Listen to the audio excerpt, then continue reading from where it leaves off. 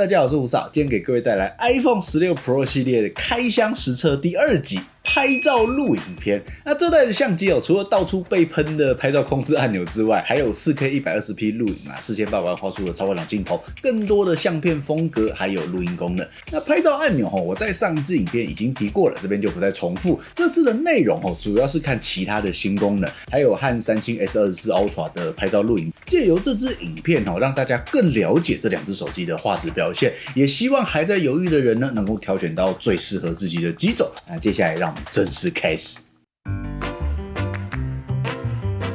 首先看摄影风格 ，iPhone 16全机型加入新的摄影风格和调色盘功能。那说白了就是给你更多的拍照玩法。以前的摄影风格只有5组的预设滤镜，现在直接升级到14组。点上方的调色盘图案，快速进入设定。预设是标准风格，上方我们看到有底彩2个字，往左滑呢有琥珀色、金色、玫瑰金、中性和玫瑰冷色这几种有没有注意到上面都是底彩？这个意思是它会最大程度的保留肤色，主要是变换景物或背景的色调。那再回到刚刚的标准改成往右边滑，上面2个字变成情境。情境是针对整张照片的风格与色调来调整，有鲜艳、自然、梦幻光芒、戏剧化、宁静、温馨、空灵、黑白柔和黑白鲜明。每一个风格都有调色盘可以调整颜色与色调，上方会看到数值，右边还有个回到预设的按钮。但除了标准以外呢，其余风格在调色盘下方都还有一条横杆，可以控制该风格的套用程度。其实最方便的是这些摄影风格在拍照前、拍照后都可以调整使用所以在拍照时呢，我们就可以更加专注的在取景或构图上，拍完再进行调整就好，非常的方便。只是我觉得这些摄影风格没有下放到15或14系列是一件蛮奇妙的事，因为如果我把 iPhone 16拍的照片传到 iPhone 15或 Mac 上，依旧能调整不同风格，连调色盘都有，算是蛮有趣的一件事那另外我还有试着传到更旧的 iPhone 11 Pro， 那就真的没办法了，让大家知道一下。那看实拍照片之前不知道大家的 iPhone 有没有挑好保护壳了呢？这里帮大家挑了几款功能特色各不相同的保护壳。只是呢，这个介绍跟其他影片的业配不太一样，这里有6个不同品牌的保护壳，非常的丰富。那大家可以看自己需要哪些功能呢，再来做挑选首先是 JT Legend 推出的军规防摔磁吸壳，光看名字就很有气势那这个壳主打的重点在于它是自带专利散热技术的军规防摔壳，将装置的热能传导至手机壳上，再由手机壳背板散发热量，可以帮你的手机降温10到15%。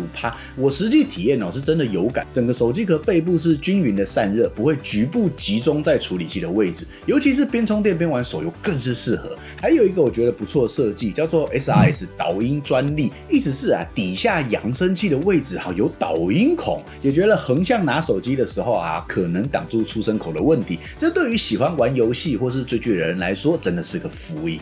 第2个品牌叫做 Subcase， 它有防摔壳和透明壳2个款式。先看防摔壳，这款也算是重装选手，采用吸震 TPU 和坚固 PC 材质，光是摸起来就让人觉得安全感十足。最有特色的是锌合金相机保护盖，不仅能保护你的镜头，还能变成多角度的支架。底部充电孔的地方也有防尘盖完整的包覆呢，保护力应该是这些壳里面最扎实的。但相对的它会比较有分量一点。另一款透明壳呢，乍看之下好像是一个普通透明壳，其实没那么简单，因为它有相机控制按钮，上面有46个电容导电铜针可以操作原本的相机控制按钮按压和滑动。上支影片我有提到按压感太硬很难按让我惊讶的是透过这个保护壳呢，按压起来居然省力许多。那这颗按钮呢也能被完整的保护到，推荐给在找按钮式手机壳的朋友，这款就很适合第3个品牌是 Amazing C， 是一款讲究设计感的磁吸支架手机壳，它可以方便的在桌上横放来追剧或是直立看社群页面，也能当做手指指扣环，让单手握持时操作更稳定。它还用了德国的防褪色材料，所以不会像那些便宜的壳一样用久了会褪色很适合这次的特殊色沙漠金做搭配。官方呢也有出中性的黑色款让大家选择。第4个是欧洲品牌叫做 Eskins， 我有拍过它的介绍影片那这款呢也是是采用比较经典的透明壳设计。那它主打的是双层气囊防摔科技，简单来说就是边角的防护性特别强，防摔效果比起一般的透明壳要好非常多。而且它也通过了3公尺的超越军规防摔测试，之前我还真的试摔过，保护力绝对是足够的。只是拍照按钮这里是整个挖开来手指放在上面呢，按压感的舒适度其实是有的那挖孔弧度也是有巧思，操作起来很顺手，所以这部分就需要取舍啦。毕竟超越3米以上的防摔防护力呢，足够强大。最后私心介绍一款。大家应该对 iMac G3 还有印象吧？那现在 Spigen 把这股复古风带回来了，推出了致敬 G3 的手机壳，让你手机壳也能重温当年那份创新精神。半透明外壳可以看到第2层的内部结构，细节满满。如果你是个老苹果粉那这款壳呢也很值得考虑。以上6款手机壳呢，全部都有支援 MagSafe 无线充电，不知道大家喜欢哪一款？我自己最喜欢的应该是第一个散热壳吧。但不管是哪一种呢，大家都可以到 NewCost 这个网站来购买，这里网罗了世界各国不同的手机壳品牌及特殊功能，无论你是追求防摔、散热还是设计感，都能找到适合你的选择。连结我会放在下方说明栏，有兴趣的话都可以去看看。接下来看实拍样张拍摄模式是用原厂内建的相机 App， 全程都是手持摄影，没有上脚架。第一组样张我来看红花，整张照片的颜色你会感觉三星在对比度、饱和度处理的都很积极，看起来是更鲜艳的。放大看花瓣上的细节 ，iPhone 凭借着预设2400万画素，看起来解析力好了一点点，但差距不算很大。那第二组样张和太阳硬拼看看，和刚刚一样三星的天空蓝的更鲜艳，太阳的高光压制和云的层次感呢，我觉得三星更好更明显。其实不瞒各位说，一开始我觉得 iPhone 的预设2400万画素应该会有不小的优势，但在我检视很多照片之后，感觉在各家算法的进化下 ，iPhone 优势越来越小。那这时你可能会想说 ，iPhone 可以开高画素所以我们现在改看这2只手机在高画素的表现。iPhone 最高是4800万画素嘛，三星可以切换5000万画素或是2亿画素，4800和5000，光是看远方的微风招牌我还是觉得三星略胜一筹，甚至是底下暗部的表现iPhone 连地板的花纹都没有出来。那这些差距呢，我个人也是有点失望的，更不用说人家还有个2亿画素。但是在某一些地方呢 ，iPhone 还是可以找回来一点优势比如说远方的文字，这里就很明显这样复杂的线条iPhone 不会像三星用算法去猜，所以你还是可以辨识出来是什么文字，比如说小写1，三星看起来却像是C那再来下一组样张也是室内场景，画质我感觉差异不大，落地窗外面的建筑物呢都很清楚，颜色线条这些都有呈现出来主要是在暗部算法不同，看起来不太一样。iPhone 感觉噪点少一些，画质比较干净。那既然看不太出来，我们改到魔王场景来看看好了。雨丝如烟的缠绕在空中，没有雨伞的孩子在下雨天的时候才会努力奔跑，那有雨伞的呢？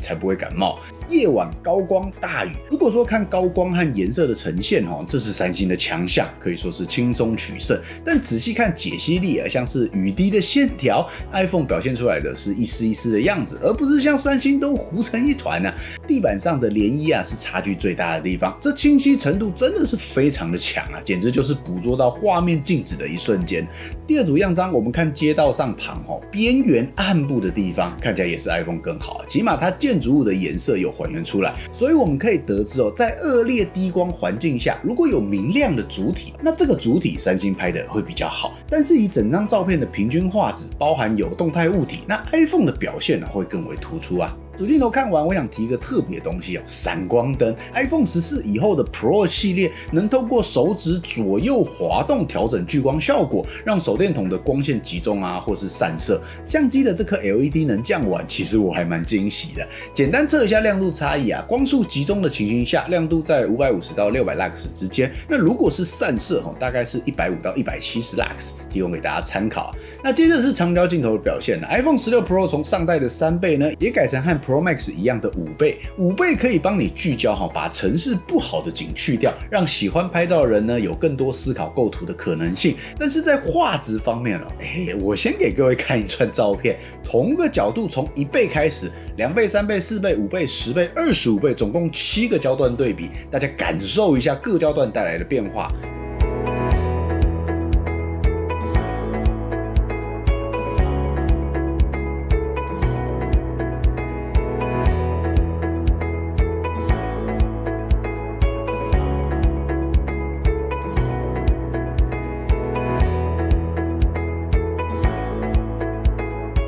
因为三星有3倍镜头啊，所以在3倍到4.9倍这里呢 ，iPhone 处于劣势是毋庸置疑的。只是我感觉5倍镜头，也没占多少优势啊。最值得夸奖的应该是色调维持一致啊，没有变化太大。但是在解析力、锐利度或是一些线条方面的算法优化，我个人认为三星是略胜一筹。这是白天的表现啊，那如果换到夜晚，老实说这差距更大了。像灯笼上面微小的线条，三星也都处理得不错。看到这样，我开始有点怀念起以前的3倍片焦。也不是说5倍不好用啦，各有各的优点。就是说人像好了，5倍的压缩感当然是很大的优势。只是以一般的生活照来说，我还是更喜欢1倍到3倍的焦段选择。现在变成5倍呢，常常会遇到太远啊或太近的尴尬距离，使用起来没那么弹性啊。那这只是我的个人习惯了，毕竟我是以拍小孩为主，没办法像一般 model 摆出美美的姿势让我拍，所以我才要强调这是看个人习惯。那说到人像，iPhone 倒是有一点很好，它的雷射对焦相当的强大，除了可以任意更改对焦点，还有背景虚化的渐层处理呢，也很自然。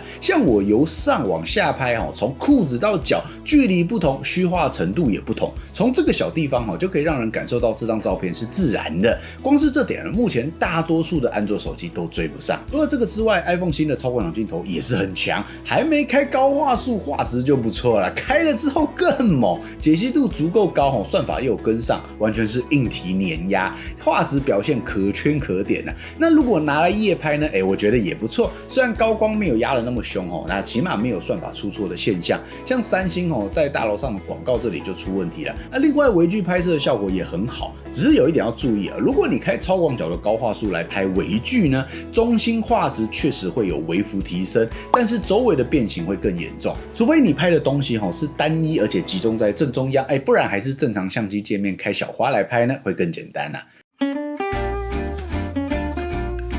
接下来聊 iPhone 16的混音功能，苹果很贴心的在全系列4款机型上呢都加入了这个新功能。Pro 系列更是有4个录音室等级的麦克风，它能过滤更多的环境噪音录音的清晰度呢也高一个层次。重点来了 ，iPhone 的混音功能靠的是空间音讯技术来实现的，它可以自动把影片中的背景噪音和人声分离开来。厉害的地方是你不用在录之前去设置这些麻烦的参数，录完影之后再去后期调整就和摄影风格以及人像模式对焦一样，后期能调整呢就是灵活。共有4种混音模式可以选标准、画面内、录音室、电影级，效果从0到100随便你玩。那4种混音效果到底差在哪里我先播一段画面给大家感受一下。可乐那个溜滑梯很烫吗？还是太高了，你不敢溜？对啊，他们不敢溜，太高了。你敢溜吗？哦，对，太烫了。可乐那个溜滑梯很烫吗？那个还是太高了，你不敢溜？对啊，他们不敢溜，太高了。不敢溜啊！你敢溜吗？太烫了。哦，对，太烫了。可乐那个溜滑梯很烫吗？那个还是太高了，你不敢溜？对啊，他们不敢溜，太高了。不敢溜啊！你敢溜吗？太烫了。哦，对，太烫了。可乐那个溜滑梯很烫吗？那个还是太高了，你不敢溜？对啊，他们不敢溜，太高了。不敢溜啊！你敢溜吗？太烫了。哦，对，太烫了。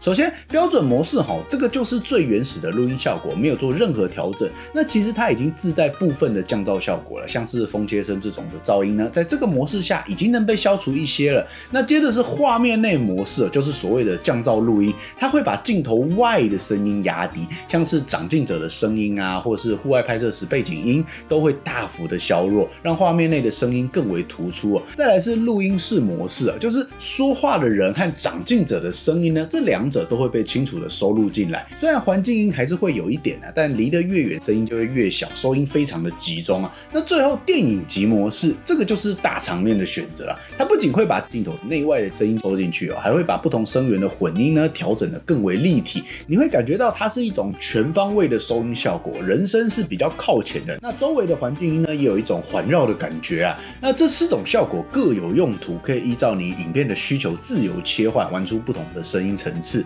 其实苹果发表会的介绍我一度以为是专业人士才会用得到，那实际体验之后呢，这些混音效果真的有用也有趣，像是会议记录的录音啊、日常生活录影等等，对我们一般人而言都非常的实用啊。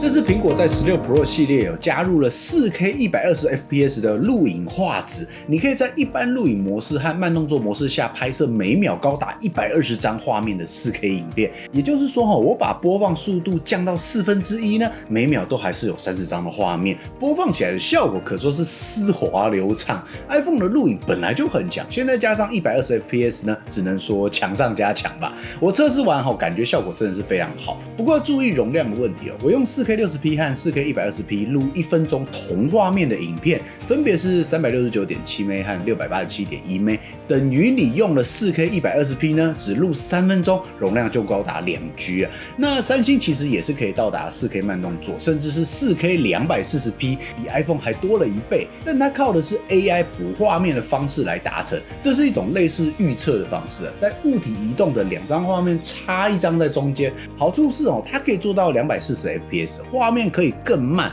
那缺点呢？因为是要用算的嘛，一定是没办法100%正确，所以物体在移动时的边缘呢会破图，这个就各有利弊啦。要完美画质就选 iPhone， 要看起来更慢更炫，三星这种呈现方式也是个不错的选择。那撇开慢动作不谈只看一般正常 4K 60P 的录影画面，不管是主镜头呢还是5倍长焦镜头，稳定性2只手机都非常好。但就画质来说还是 iPhone 好上了一点点，其实差距不算很大，要很仔细看才看得出来。就整体表现来看，不管是画质或是资源的格式，像是 4K 120P 空间影片 ProRes 等等，我想 iPhone 还是站在手机录影的顶端，短时间内也是很难被超越的。